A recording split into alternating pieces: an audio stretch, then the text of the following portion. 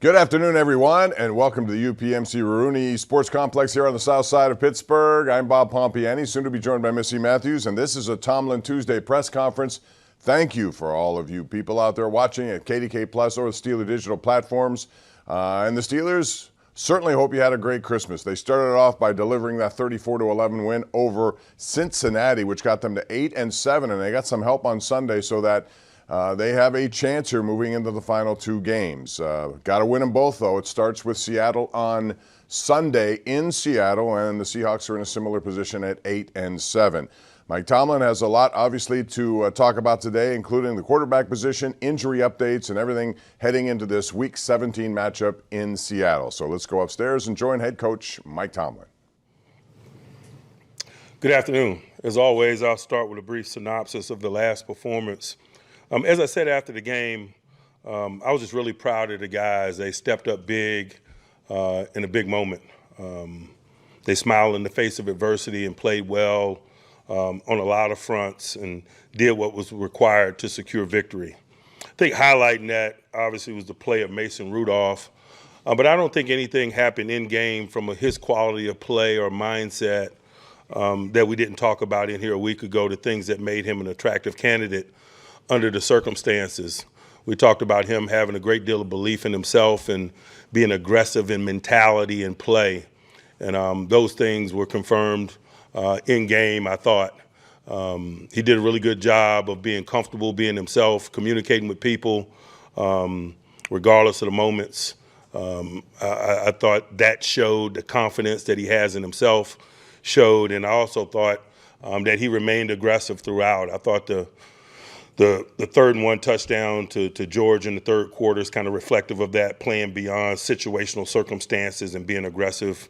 I thought we were aggressive there at the end of the half, at the first half as well, in pursuit of the 3 points that we got. Another examples where his just aggressive nature, I thought, was an asset to him and an asset to us in game.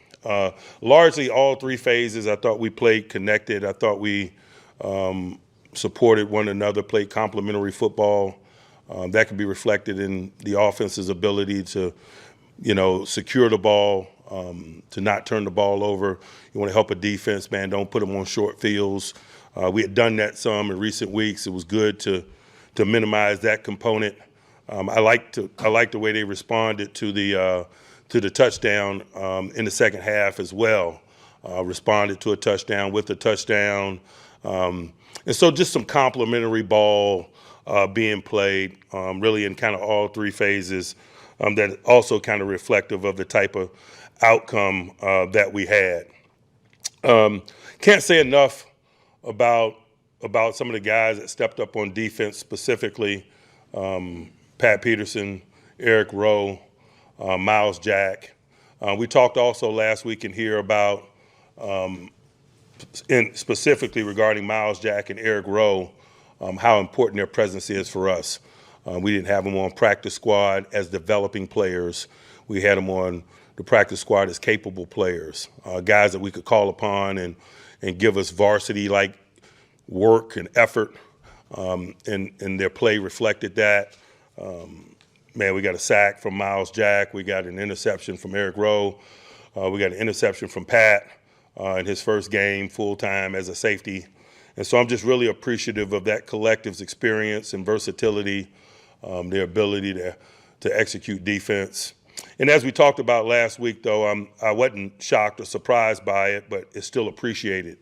When you have 6 or 7 days to prepare, it's a little bit different than, say, maybe the week before when we lost 2 safeties in game. And so doesn't lessen their contributions, appreciative of it, appreciative of their focus, their communication skills, the collective's ability to do so.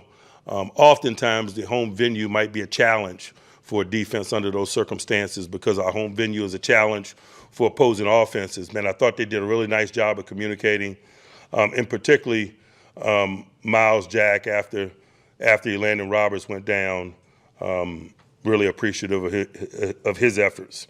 From an injury perspective, Elandon Roberts has a pec injury. He could be described as out this week. We'll see where the week takes Trent as he works his way back to us. Same with Minka. Both guys could be described as limited starting the week, and we'll see how limited tomorrow. We'll look at the quality of that work and let that be our guide as we progress through the week. And really, we're in the same position with Kenny as we were last week. We'll give him a few reps and kind of see where that leads us. But just as I said a week ago in this setting, Mason Rudolph was scheduled to be the quarterback for the week, and we'll see where Kenny is. We have the same mentality as we start this week. Obviously, we have a great deal more comfort because of what we've seen in stadium from Mason Rudolph, and that helps us. But we still really are in the same posture. He's got the ball to start the week, and we'll see where Kenny is from a mobility perspective, and then kind of go from there and plan day by day based on the things that we see from that perspective. Now regarding Seattle, they're a group that's very much positioned like we are. So we anticipate a fight. They went through a lull there. I think they lost 3 or 4 in a row, and they've been on a win streak. We respect them and respect where they are. We obviously respect their venue. Been there a bunch over the years. It lives up to its reputation in terms of hostility, crowd noise, etc. You can't be behind the sticks in an environment like that. I'll start first with their defense. They're a fundamentalist group, man. They provide a lot of pressure up front with 4- and 5-man rushes. They play a lot of people up front. I think that can be best reflected by the acquisition of Leonard Williams to an already deep group. They got 45 or so sacks.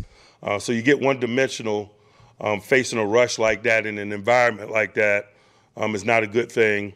And so we got to stay on schedule. We can't be highly penalized. We got to have an effective run game. We got to block them.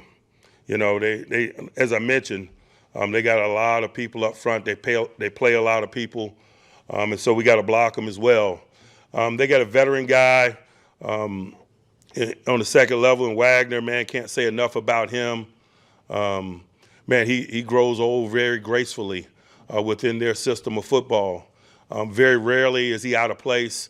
His eyes are always in the right place. He knows what he's doing.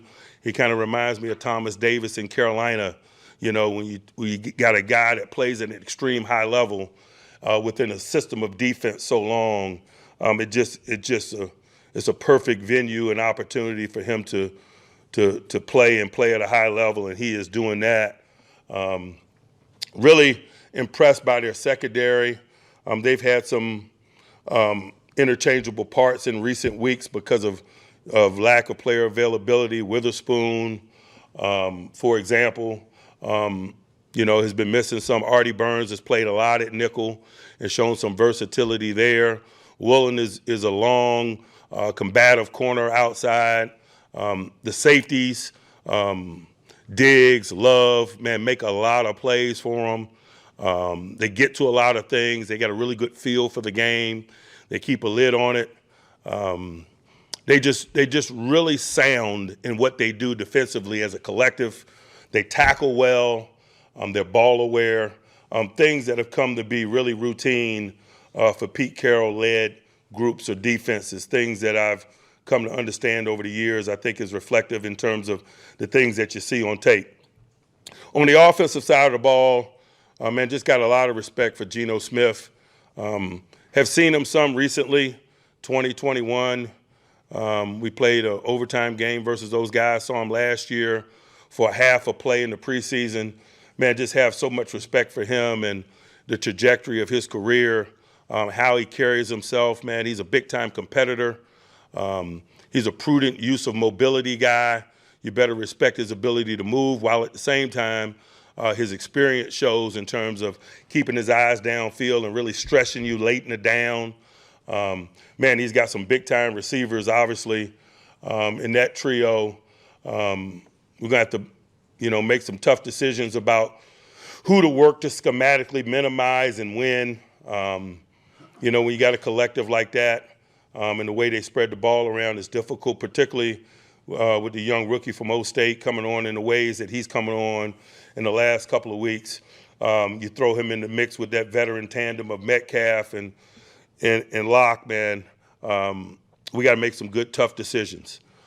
in terms of where to place our schematics. And when the schematics are not placed there, we need individuals to play really well as it pertains to covering those people and being close. With Geno being the veteran that he is, we better mix our calls and have a big menu ready to go. Hopefully we'll be a little better positioned to execute that type of a menu with an additional week with the collection of people that we're playing with this week. We'll probably give Blake Martinez another opportunity this week with the Landon being in the state that he's in, but Blake's been in the stadium with us before and been here for a while now, and so probably less troublesome than it was the last time that we called on him, for example. And so there's a lot of things that have our attention, things that are relative to us, things that are relative to Seattle. The bottom line, man, it's late December. The road is getting extremely narrow, and it's a big football game. Excited about getting this group ready to play and then ultimately going out there and playing. I'll pause and open it up for questions. Mike, was there any pause or hesitation about putting Mason back in there after what you saw the other day? No, and really there's multiple variables in the discussion, and Kenny's health or his relative health is a component of it as well. Obviously, we feel better having the tangible evidence of performance this week as we had than we did a week ago. But really, as I stand here, we're kind of in the same mentality in terms of how we're approaching the week in terms of the day-to-day aspect of it. So to be clear, Kenny, if he's cleared, he will go on Sunday. I'm not into hypotheticals. We'll see what the performance looks like tomorrow. Mason Rudolph has the ball as we stand here today. Mike, when you mentioned Mason's self-confidence being a big asset to you guys, how much does his self-confidence grow after a performance like he had on Saturday going forward? I think he was confident prior to the performance, and so that's why I characterized it last week the way that I did. How do you evaluate Mason's leadership on Saturday? I thought it was a very natural act, and I think that confidence in self allows for thoughtfulness regarding others to happen.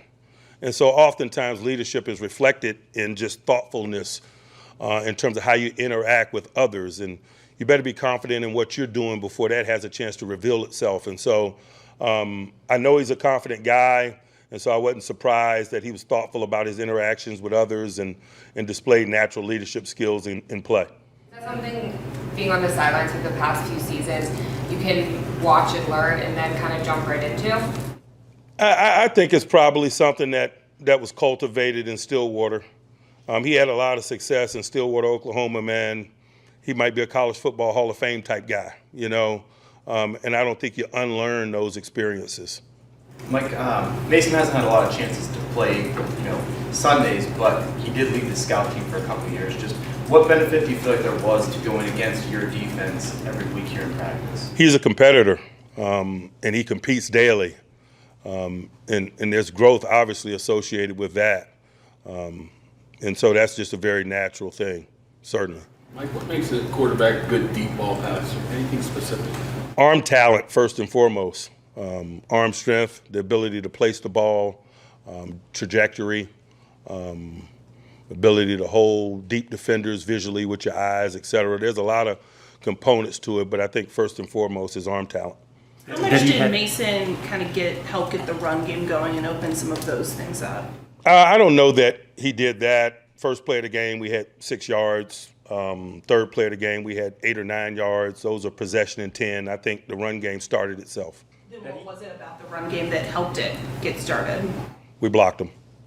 That he had that touch on those deep passes with the inactivity. Was that a little surprising at all to you? Not inactivity in stadium, but not inactivity.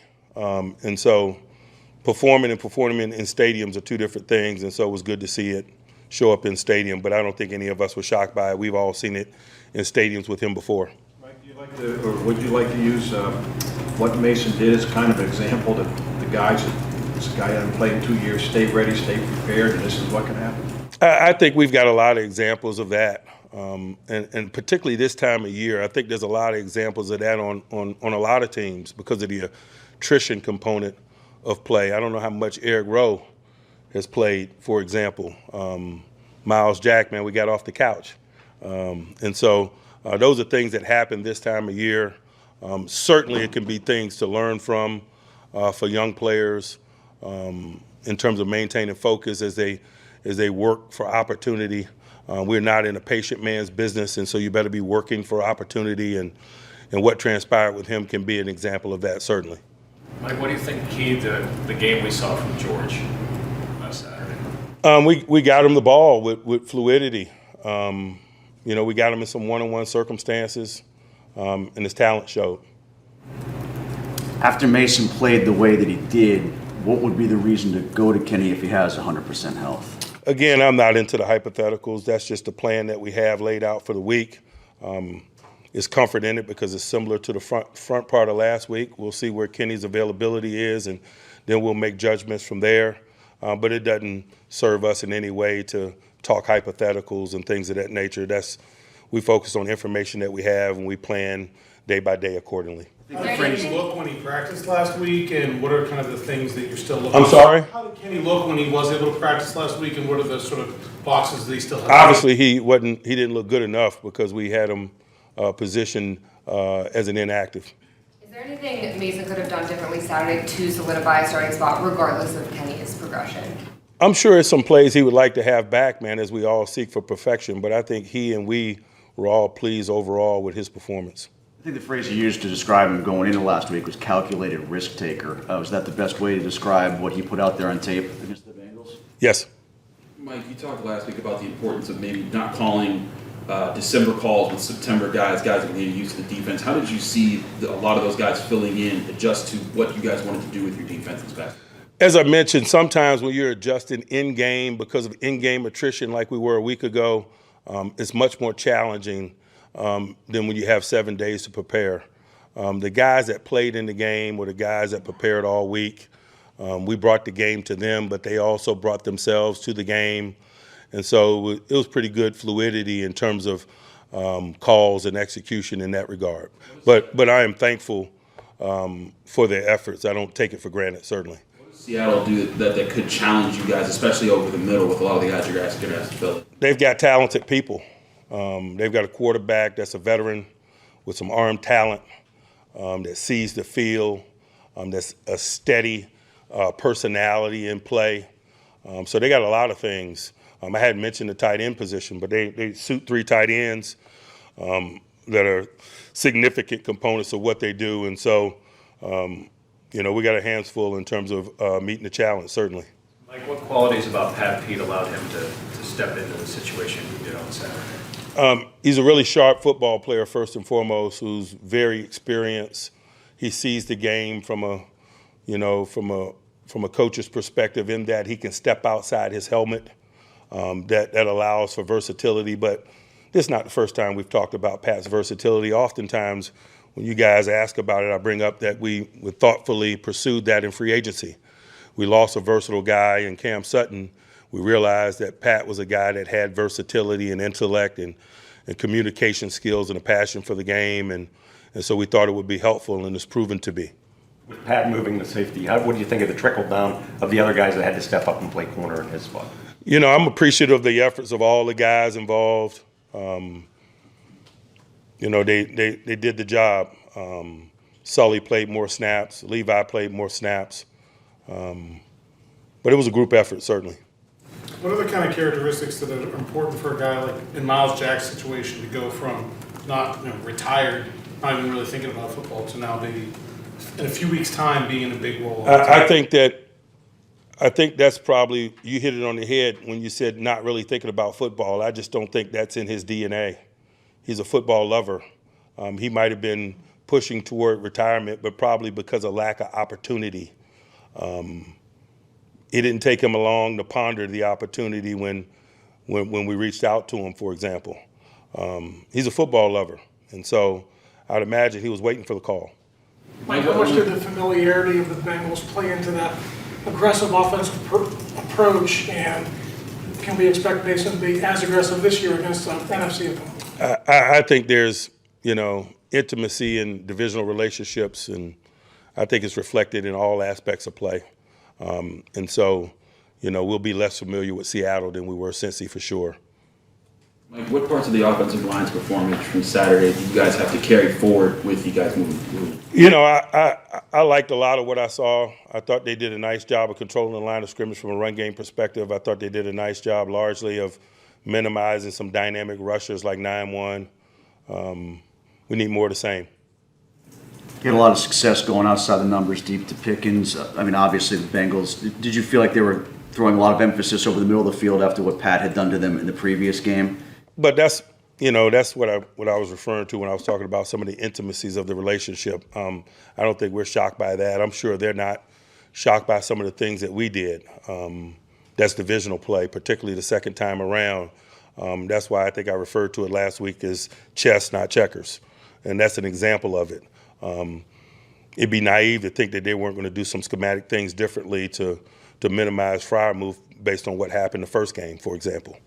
Mason Cole's snapped to 3 different guys now in the span of a month. He's been working hard out, early after practice. Just what can you say about how he's kind of focused to be able to rebound from some bad snaps to work with Mason?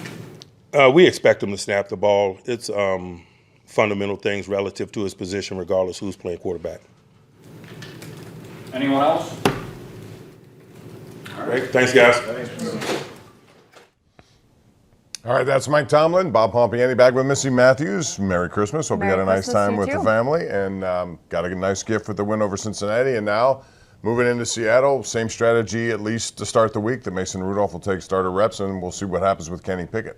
But Mike Tomlin made it clear that he was very happy with the performance by Mason. That's something certainly to have in his pocket. How could you not be, just what they were able to do on offense, the points that they put up, and even mentioning, when the defense in the second half gave up a touchdown, the offense was able to respond right after and score a touchdown.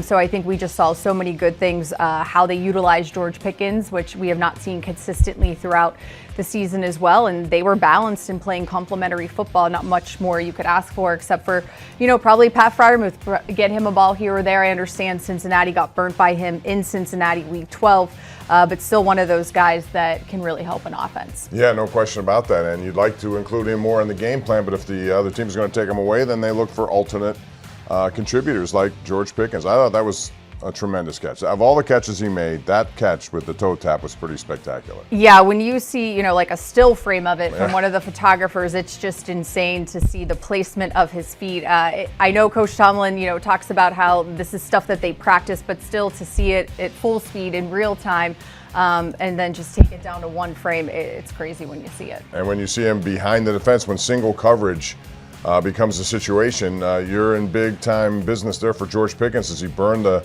one corner, and on that play the safety came up and took a bad angle, but he was going at one point, Missy, 21 miles an hour according to all the metrics. Right, and I mean, this wasn't like, he was just completely open and no one had a chance. I mean, they had a chance, he just outran them. So credit to him for that effort, and just the connection you saw between him and Mason, it was great to see. Yeah, 21 miles an hour, I still can't get over that. What's the fastest you ever run?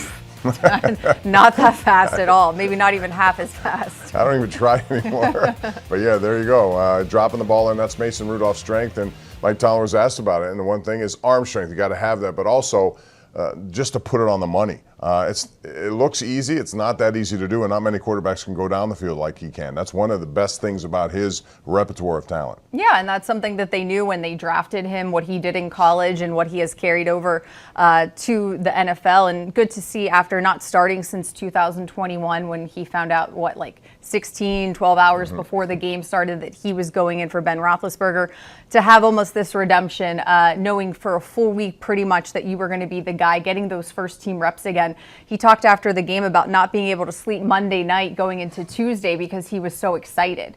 So great to see that the performance was what they expected and that everybody worked together for it. It's not easy to come back from 2 years of not playing on a regular basis to do what he did. And so he'll start the week as starter with the reps in practice against Seattle. We have a lot more to cover on Mike Tomlin Tuesday here. We'll get into Seattle and what they do and what they've been doing, and a big win last week for them at Tennessee. And the Steelers, of course, have to win out, and they need some help as well, but they got a lot of help this past weekend. Missy and I continue right here on KDK Plus and Steeler Digital platforms. We'll be back with more analysis of Mike Tomlin's press conference next.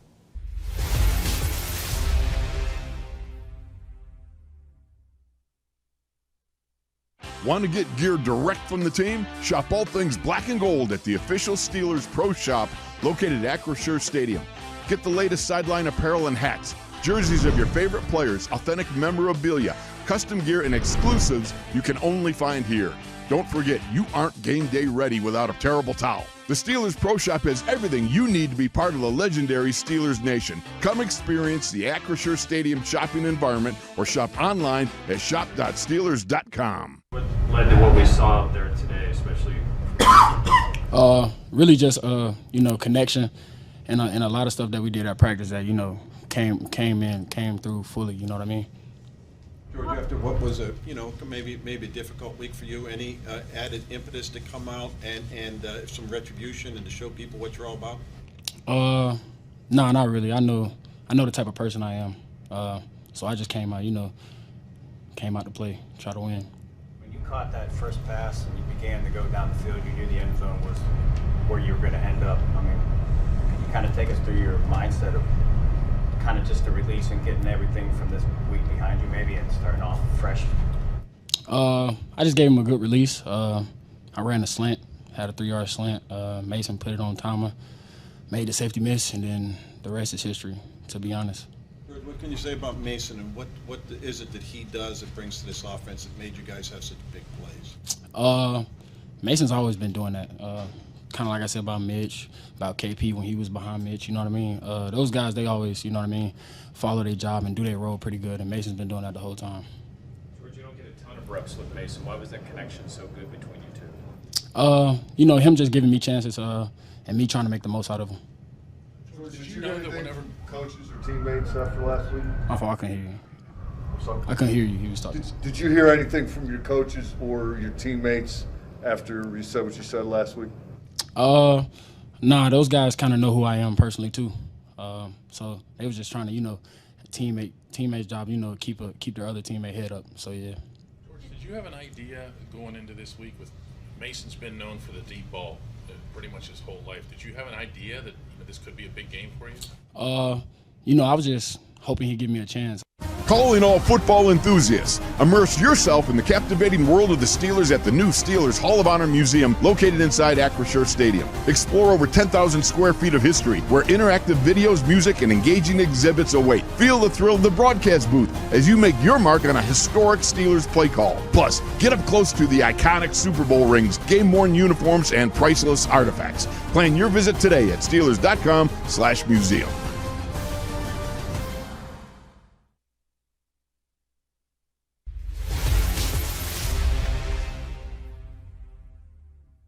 The confidence that he has in himself showed, and I also thought that he remained aggressive throughout. I thought the 3rd and 1 touchdown to George in the third quarter is kind of reflective of that, playing beyond situational circumstances and being aggressive. I thought we were aggressive there at the end of the half, at the first half as well, in pursuit of the 3 points that we got. Another examples where his just aggressive nature I thought was an asset to him and an asset to us in game. That's Mike Tomlin talking about Mason Rudolph, his confidence, and it also underscores just how important it is to have a lot of quarterback depth. You look around the NFL, Missy, and you see teams using 3 and 4 quarterbacks. Cleveland down to Joe Flacco. Mason Rudolph was one of those guys who, even though he hasn't played, gave you that 6-year veteran experience, and it's nice to have it, and you don't know if you're going to call upon it, but for him, last year he went through the entire free agent process with no takers. If anything, this not only helped the Steelers, but it also helped his career moving forward. For sure, and I think, whenever he did approach free agency, realizing coming back to Pittsburgh where the cast of characters, the system and what's happening, it's a more comfortable position to be in. And, the week before, whenever Mitch was starting, it was, Mason needs to knock some of the rust off before, he would be in consideration. And I think he really proved himself when given the opportunity, when they felt like they needed to make another change to create a spark and to get them out of that 3-game slump. And he certainly did that. He's a guy that runs scout team, goes against the Steelers defense. They're not too shabby themselves. And he's just one of those confident, competitive guys, as Coach Tomlin said. And professional. And I think everyone in that room, they work together just because you just don't know how things are going to work in the NFL. And for him to come in, I'm sure he had the backing of everyone there. They were excited to give him his opportunity, and he made the most of it. 290 yards and no turnovers. And I think that's another thing that, even though we talk about it quite a bit, when you see, like, for example, last night Baltimore forced 5 interceptions against San Francisco's quarterback. So that's a big part of how you stay in games and win games ultimately. And Mason Rudolph, with all those numbers, still did not turn the ball over. Right, and to get out to a lead quickly. Even the field goal at the end of the first half, as Coach Tomlin said, I think the lead they had would have been good enough, but you just tack on another 3 because you don't know what's going to happen in the second half. But look at Jake Browning. He was going through the 3-game win streak. It looks totally different than when the Steelers saw him in Cincinnati, and they kind of brought him back to where he was week 12 in this performance, and he had turnovers. Yeah, and the turnovers are again, critical. And when you think about the Steelers, they had a lot of different people in there, and they still came up with those turnovers. But one thing we saw in those highlights was Jaylen Warren's block. It's one of those plays, and if you love football, those are the kinds of plays that make you smile because, you don't often see blocks like that. But, boy, that guy is determined. He's been fined because he blocks a little too hard. But here it is. And, Austin just had a wonderful way to get to the end zone, knowing number 30 just took out Cincinnati linebacker. And hey, Calvin Austin III, we haven't seen him very much utilized in the offense, able to get that touchdown. But as you said, Jaylen Warren, not afraid to block, a very, very willing participant. Sometimes it does result in a fine, but that's just sort of his game and mentality that he brings. Even when he gets the ball, you're not going to get him down easily. The thing about it, too, people, you tend to look at what you're playing and you say, well, look at all these reserves. They're bringing in guys from all over. But these are also professionals, and just to make it to this level, you have to be a certain person. You have to have that ability to do it, and just because you don't get the opportunity doesn't mean you can't do it. When you get it, you have to, and he's another example of that. He's undrafted, didn't get an opportunity, but when he came to training camp a few years ago, boy, you saw a determined kid. And it's turned out to be a guy who is very valuable for their offense. Yeah, a rookie mini camp tryout. So right. It wasn't even solidified at that point, but definitely showed something. And I thought just the compliment of him and Najee Harris on Saturday night was also great to see, kind of getting back to what we saw when the Steelers were winning before they got into that losing streak. So good to see the run game get going as well, which is easy, of course, to do when you have a big lead. Yeah, and the run game is going to be important coming up against Seattle because they have been falling victim to some run games. They've given up on average 160 yards per game in the run department over the last 5. And so if you're going to do it, this maybe is a good opportunity for these two guys to get it going with an offensive line. And again, if you can do that, it opens up some play action, and Mason seems to be good at play action. Yeah, and just knowing what environment you're going into in Seattle, the crowd, the level of the noise, it's definitely something that will be good for them, and I'm sure it is not going to be a friendly crowd either. No, but the one way to make them silent is to score early, just like they did here against Cincinnati. And also turn the ball over. If they can do that, the Steelers could have an opportunity for a short field, and that's always something that Coach has talked about. When we come back, we'll talk about the Steeler defense. It's been makeshift, it's been patchwork, but they got the job done against Cincinnati. 3 turnovers, 3 sacks, and that had a lot to do with their win 34-11. We'll continue right here on the Tomlin Tuesday on KDKA Plus and Steeler digital platforms.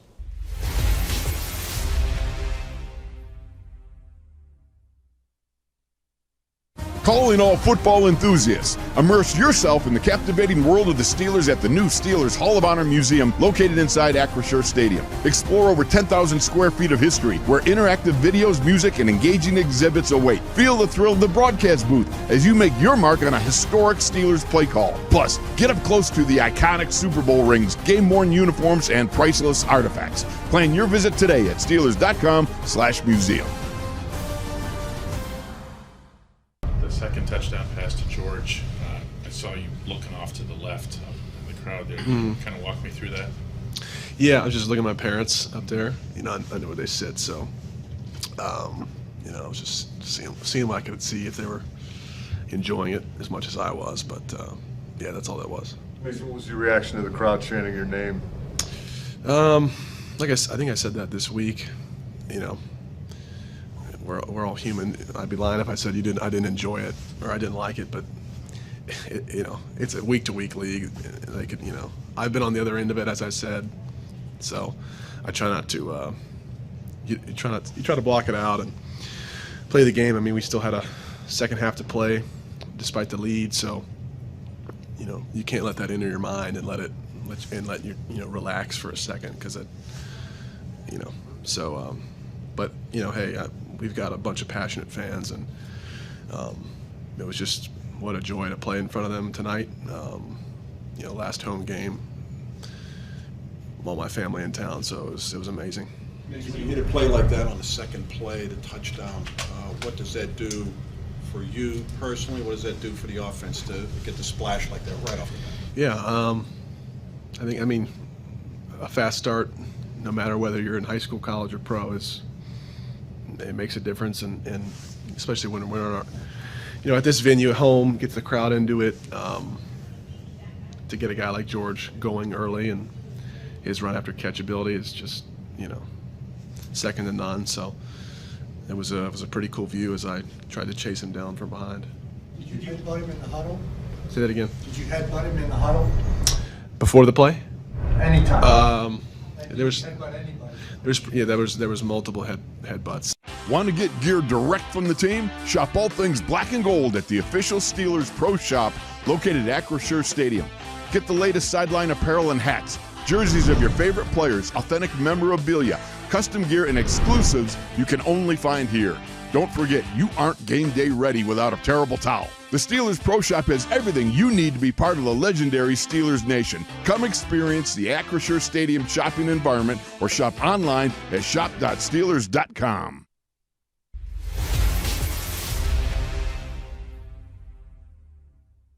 And particularly this time of year, I think there's a lot of examples of that on a lot of teams because of the attrition component of play. I don't know how much Eric Rowe has played, for example. Miles Jack, man, we got off the couch. And so those are things that happen this time of year. Certainly it can be things to learn from for young players in terms of maintaining focus as they work for opportunity. We're not in a patient man's business, and so you better be working for opportunity, and what transpired with him can be an example of that, certainly. Mike Tomlin talking about the attrition that comes with playing this game, especially over all these weeks. This is week 17. There's another one to follow, so they've had a week, which makes it even more difficult, Missy. But they spent this offseason trying to fortify that inside linebacking spot with Quan Alexander, Cole Holcomb, and Landon Roberts. And now all three are gone, and guys are coming in behind them. I mean, it's amazing how many different people they've used there, but it's like a lot of NFL teams. You just got to go and you hear the next man up, but it's really true. And if they don't do it, then you got problems. But the group they brought in here seems to make plays. It's not perfect, but they make plays. Right, and with the changes to the practice squad because of COVID-19, as Coach had said also today during his press conference, they are bringing in guys who are veterans, not to develop them, which is typically thought of what the practice squad is. That is still happening, but so you are ready to go in case something like this happens. And unfortunately for the Steelers defense, just the inside, in terms of the inside linebackers and the safety position, they have been hit the hardest throughout the entire team when you look at where the depth chart is. And Coach Tomlin said today that Landon Roberts, dealing with that pec injury from in-game, will not play in Seattle. Also, Trenton Thompson, he's dealing with a neck injury. Minka Fitzpatrick with his knee. They will be limited to start the week. They'll try to see where they go. But as you said, for Eric Rowe, interception. Patrick Peterson moving over to safety, interception. Miles Jack, green dot, and he got a sack. And he was a guy that was literally on his couch just a few weeks ago. Thought he was retired, but got the phone call from Coach Tomlin and Omar Khan and said, sure, I'll come back to Pittsburgh. Jonah Williams is thinking he's having bad nightmares about T.J. Watt, too. Yeah. It helps when you get pressure like those guys delivered in that game from Watt and Highsmith. When you do it, it puts a guy like Jake Browning in a tough position. The one you saw when he was running around, threw it in the end zone. He said he thought he threw it out. He didn't, and Patrick Peterson was right there to make an interception. That took points away from Cincinnati. Right. You think you could have kicked a field goal there. As you said, 3 points, who knows how that would have changed the momentum and what their offense was trying to do. But, you know, Pat P, for what he was able to do, the versatility that he brings to this defense, they talked about it when they signed him this offseason. And even when we were in Indy, he was kind of like looking over at Max Starks when we were on the sideline. He's like, guys, I'm playing a lot of safety today. Like, you know, next man up. And was excited about it and got his first full start with the Steelers on Saturday. Yeah, and it made a big difference there with that play, but he just gives you a stabilizing point of that secondary, knowing there are so many different people coming in and out. And as Missy said, hopefully there's some good news at the end of this week with more guys coming back from injury, but no guarantees there. And you have to worry about Geno Smith because he's capable of throwing. He's got the arm strength that I think Mike Tomlin was talking about when describing Mason Rudolph. He can also go deep, and that's one thing that I think one of the reasons why the Jets drafted him when they did is because he had that ability to go deep. And they have a guy like Metcalf who can stretch it out. And who also is pretty big, and you're going to have to tackle to bring him down. But kind of similar to what we're saying about Mason Rudolph waiting for his time, that's what happened with Geno Smith, and we've seen what he was able to do returning from injury. Fourth quarter comeback for them. I think that was 2 in a row with 2 different quarterbacks.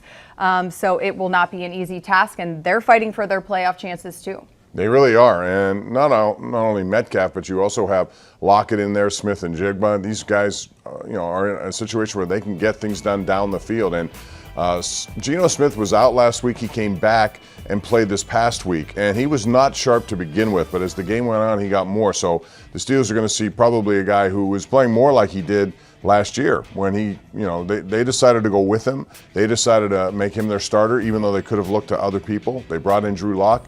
He had a Pro Bowl kind of season, so they saw some potential there that they untapped. Yeah, and also the tight ends that they have as well, something the Steelers defense will be having to deal with. One of the guys got the game-winning touchdown, so it will be interesting to see how it shakes out in terms of the Steelers defense of who's healthy, who's not. But as Coach said, going into last week, having 7 days to prepare, knowing that guys were going to have to play a lot opposed to being in-game like in Indy when you lost Mika Fitzpatrick and DeMonte KZ in back-to-back plays. Right, and we'll see how that goes, but the Steelers have certainly got to worry about that, and also the run game with Kenneth Walker. The one thing that he can do when it gets going is that he can get to the second level, and so those inside linebackers, they have to worry about that as well, not just covering guys in the middle of the field, which is something they will try to do given the fact the Steelers have had trouble with that over the last several weeks. Yeah, and I think, for the defensive line, everyone's kind of starting to get healthy at the right time, which is good in terms of up front. But, yeah, you want to do as much as you can to help the inside guys, knowing that you're dealing with a lot of guys that were further down the depth chart or just brought in. But, Miles Jack is comfortable being the green dot. He talked a lot after the game about how, he was winded several times, broke a sweat, didn't expect to play that much.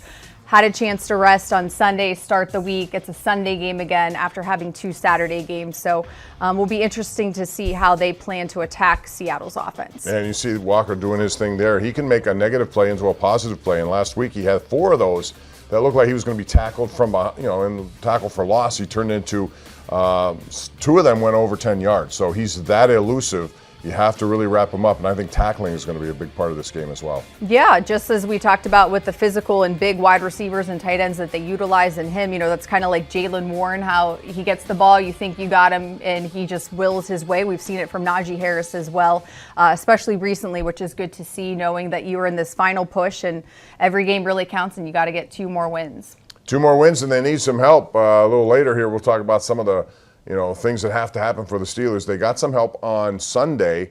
They're going to need more of it, but first and foremost, they have to win their final 2 games. It starts Sunday in Seattle. We'll come back with more here on a Tomlin Tuesday as we greet you from the UPMC Rooney Sports Complex here on the day after Christmas. We hope you had a great holiday, and we'll be back with more right after this.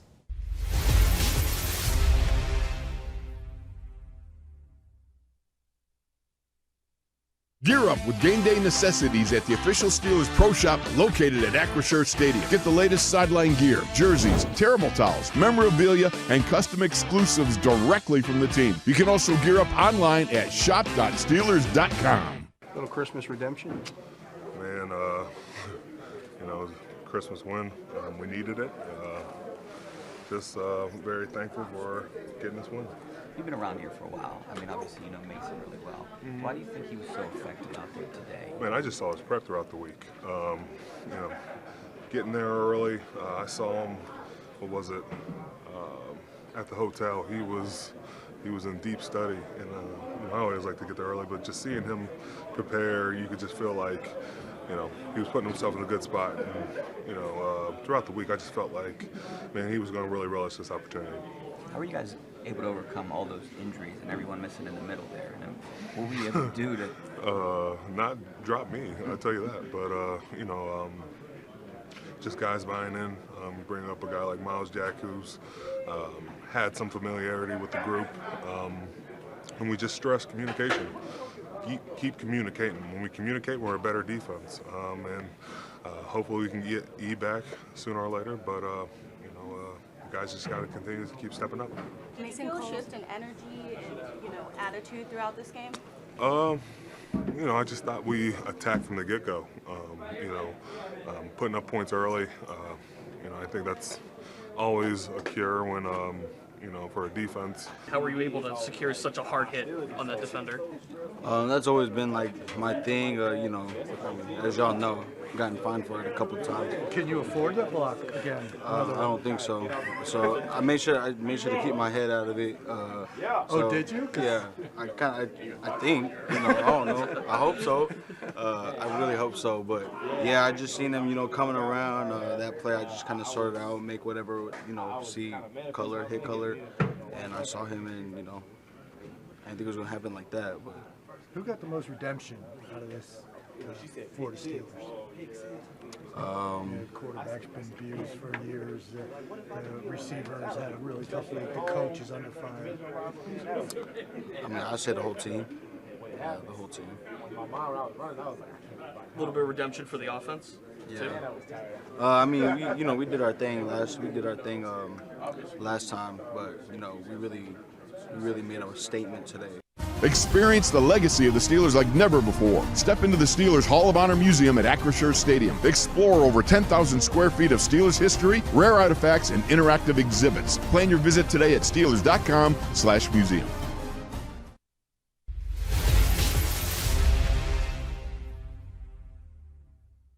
They've got talented people. They've got a quarterback that's a veteran with some arm talent that sees the field, that's a steady personality in play. So they got a lot of things. I hadn't mentioned the tight end position, but they suit 3 tight ends that are significant components of what they do. And so, we got our hands full in terms of meeting the challenge, certainly.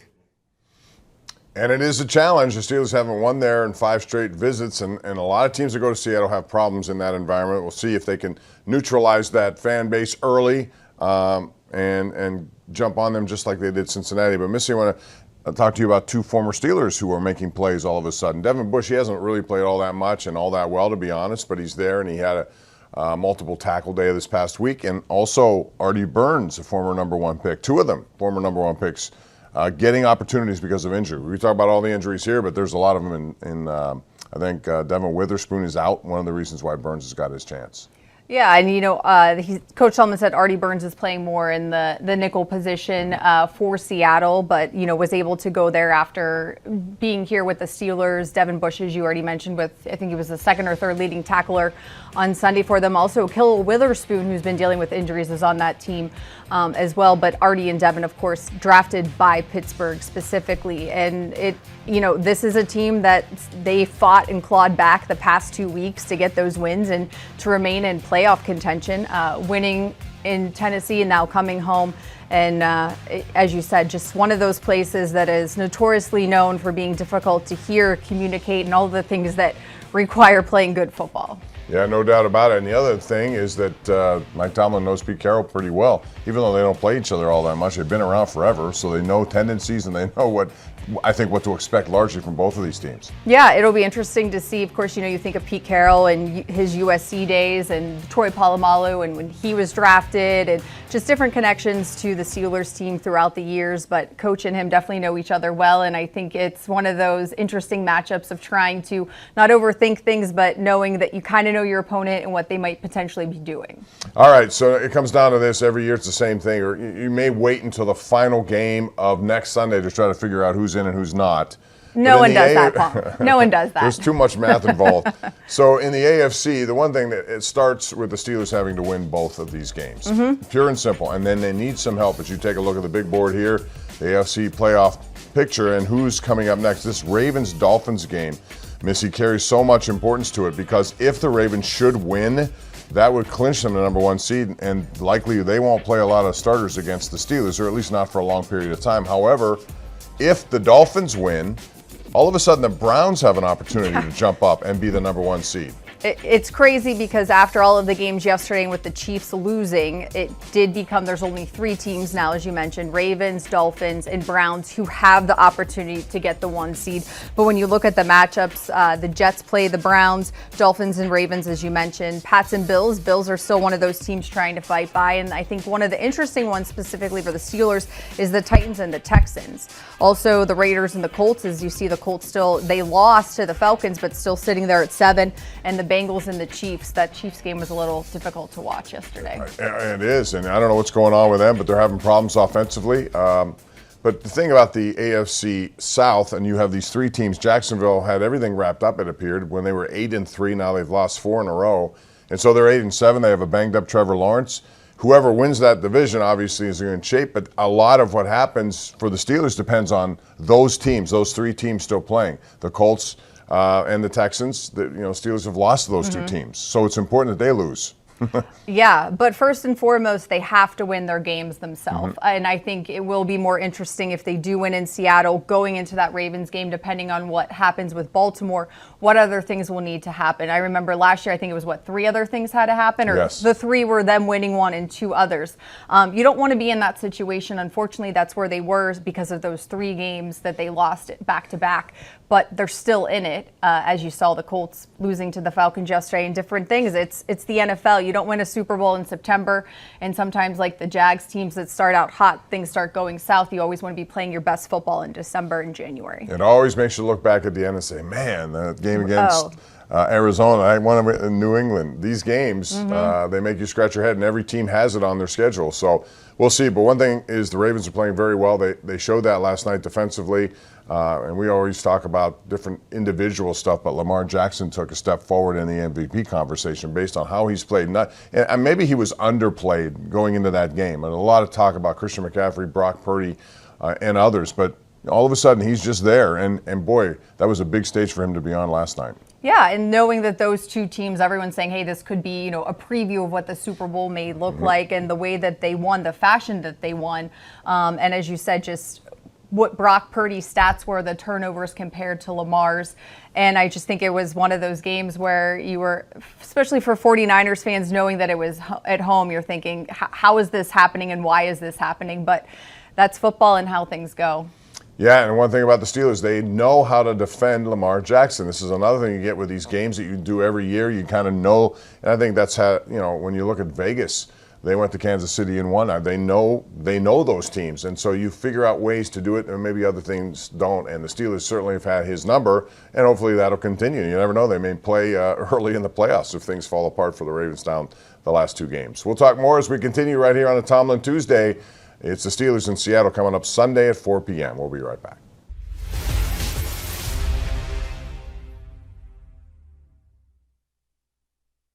Experience the legacy of the Steelers like never before. Step into the Steelers Hall of Honor Museum at Acrisure Stadium. Explore over 10,000 square feet of Steelers history, rare artifacts, and interactive exhibits. Plan your visit today at Steelers.com/museum. What's the kind of win you guys needed? Yeah. I mean performance, though, all together, Yeah, I mean, we needed a win. Glad the hard work paid off, and I hope that it just motivates us to want it even more. This feeling is addicting, and we just need to continue to work towards having performances like this. How were you guys able to replace so many missing pieces in that middle of that defense? I mean, like I tell you every week, it's just everybody's in those meeting rooms. We trust in everybody. Everybody's paid to play. We feel very confident with anybody in there, and it's all about not trying to do too much. And the plays are going to be there, and it's just a matter of making them once you have that opportunity, and that's what you saw tonight. Is it just complimentary as it felt all year, maybe for a while beyond that, as far as just collective team effort? It's still, I mean, I'll have to watch the film, obviously, but it definitely was fun. It was a fun game to be a part of. Felt like we were flying around. Anytime you're able to have 2 or 3 turnovers on defense and see the offense being able to fly around like that, felt great. What did you think of Highsmith's playing coverage there? Awesome. He can drop as much as he wants. It's incredible. I'm going to continue to talk great about his drops, but in all honesty, he's a great pass rusher. He's rounding out his game well. He plays the run well, and that was a great play. All hands, too. It was incredible. I know you made them one-dimensional as the game went along, but what did you do early in the game to take away their run? I think some of it was chalked up to schematics, and some of it was just us playing really aggressive. Larry O came out and started the game really strong with a nice tackle for no gain, and things like that just get the boys going. Assuming you already answered this, but just what were your overall thoughts on Mason's performance? I'm super happy for Mason, man. The type of professional he is. Being in his position, not always having the opportunity to play, but he prepares every week that he's going to play, and to see it come to fruition and have success. It's just really happy for guys like that. What do you feel like was the biggest difference with this offense in this game? Man, I think they went one-on-one with Georgia a little too many times. We hit some bombs on them. Our defense played outstanding. Big turnovers. When you take shots on that, like guys, and you complete those shots, it can change the game, and it did. Really good by us. Obviously, there's a lot of things to correct still, and we got 2 big games coming up, starting with Seattle on the road. Gear up with game day necessities at the official Steelers Pro Shop located at Acrisure Stadium. Get the latest sideline gear, jerseys, terrible towels, memorabilia, and custom exclusives directly from the team. You can also gear up online at shop.steelers.com.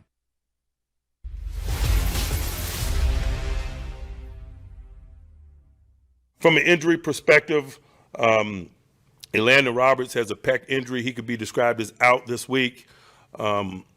We'll see where the week takes Trent as he works his way back to us. Same with Minka. Both guys could be described as limited starting the week, and we'll see how limited tomorrow. We'll look at the quality of that work and let that be our guide as we progress through the week. And really, we're in the same position with Kenny as we were last week. We'll give him a few reps and kind of see where that leads us. But just as I said a week ago in this setting, Mason Rudolph was scheduled to be the quarterback for the week, and we'll see where Kenny is. We have the same mentality as we start this week.